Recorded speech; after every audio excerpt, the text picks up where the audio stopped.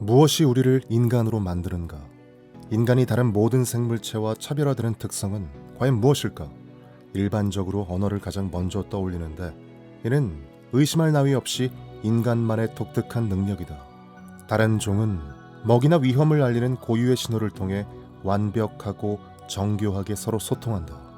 그러나 그 어떤 종도 인간의 언어처럼 의미와 내용, 문화를 무한대로 표현할 수 있는 소통의 도구를 가지고 있지 않다. 아울러 인간은 매우 정교한 도구를 사용하고 다른 인간에게 그 사용법을 알려주기도 한다. 뿐만 아니라 이 도구의 사용 또한 시간이 지남에 따라 진화한다. 다른 종들도 도구를 사용하지만 인간만큼 다양하고 창의적인 활용 방법을 따라가진 못한다. 인간의 독특한 특성에는 음식을 익혀 먹는다는 점도 있는데 다른 종들은 음식을 익혀 먹지 않는다. 인간은 음식을 익혀 먹음으로써 다른 방법으로 얻을 수 없는 영양소를 섭취하고 생명 유지가 가능하게 된다. 또 다른 인간의 특성에는 자녀와 미성년들을 양육하며 돌보는 대단한 노력과 공을 들 수 있다. 이 헌신적인 노력은 그 어떤 종도 따라올 수 없다.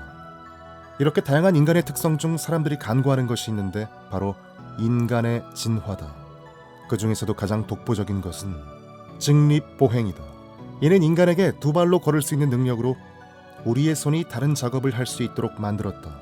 대부분의 육지 동물들은 4개의 다리를 이용해 이동하는 사지보행 동물들이다. 걷기는 외관상 단순한 능력처럼 보인다. 하지만 오늘날의 로봇들도 인간과 동물의 유연한 움직임을 모방하기에 아직 역부족일 정도로 놀라운 능력이다.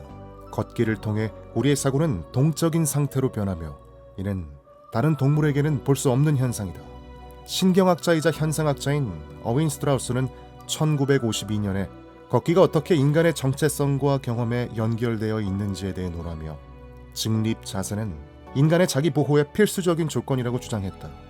인간은 직립인 상태로 세상과 관계를 맺고 경험을 하게 된다. 앞으로 살펴보게 되겠지만 이 직립 자세는 사회나 세상과의 관계에 큰 변화를 가져왔다. 인간의 가까운 친척이라고 할 수 있는 침팬지들은 손과 발을 함께 사용하여 걷는 중간 단계의 직립보행을 한다. 이 변형된 형태는 손가락 관절 보행, 즉 너클 워킹이라 불리는데 특별히 효율적인 이동 방법은 아니다. 새들도 두 발로 걷지만 척추가 수직으로 곧은 상태인 직립으로 걷지 않는다. 새들의 척추는 땅과 수직 상태도 아니고 머리가 맨 위에 고정되어 있는 것도 아니다.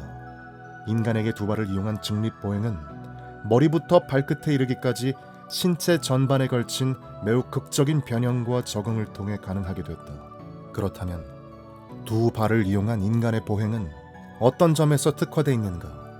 진화론적 측면에서 두 발을 이용한 직립보행은 아프리카 대륙에서 벗어나 멀리 빙하로 뒤덮인 알래스카와 뜨거운 햇살이 장렬하는 호주의 사막과 같이 다른 대륙과 지역으로의 먼 이동을 가능하도록 만들었다. 또한 직립보행은 우리에게 많은 신체적 장점을 선사했다. 두 발을 이용한 직립보행은 손을 자유롭게 해 음식, 무기와 아이를 들 수 있도록 만들었다. 발의 움직임과 이동은 척추에서 골반에 이르기까지 몸의 균형을 이루어 돌과 창을 효율적으로 던질 수 있게 했고 낮은 포복으로 움직이다 돌도끼를 이용하여 적을 공격하고 싸움과 전투에서 얻은 전리품을 가지고 어둠 속으로 조용히 숨을 수 있는 능력을 주었다. 이처럼 직립보행은 사고를 자유롭게 하고 자유로운 사고는 저 지평선 너머까지 뚜벅뚜벅 걸어가는 것을 가능하게 했다. 그러나 걷기의 장점은 진화의 관점에만 국한되지 않는다. 걷기는 우리의 정신, 신체, 그리고 우리가 사는 공동체에 많은 장점을 안겨준다. 걷기는 인간의 신체 전반을 비롯해 삶에까지 영향을 준다. 걷기는 두뇌를 다양한 방법으로 이용할 수 있도록 해주기 때문에 인간의 세상을 구성하는 다양한 모습과 형태, 감정을 다감각으로 읽어낼 수 있다. 다른 사람과 함께 걷는 것은 이 운동의 가장 좋은 형태일 수도 있다. 발맞추어 함께 걷거나 목적을 가지고 걷는 사회적 걷기는 사회 변화를 가져오는 효과적인 기폭제 역할을 할 수 있다. 걷기는 개인적인 측면이나 집단적인 측면에서 모두 매우 중요하기 때문에 삶과 사회를 계획하는 데도 빠질 수 없는 필수적인 요소다. 따라서 공공정책을 만들 때 인간 고유의 특성인 걷기가 충분히 수용돼야 하며 이는 도시와 신도시 개발 계획에도 반영돼야 한다. 나는 전 세계 의사들이 개인 건강의 개선과 전반적인 웰빙 증진을 위해 걷기를 과잉 처방하는 날이 오기를 고대한다. 실제로 영국 스코틀랜드 북쪽에 있는 셰틀랜드 제도의 가정의학과 의사들은 두뇌와 신체의 질환에 대한 예방의학 차원에서 바닷가 산책을 처방하기 시작했다.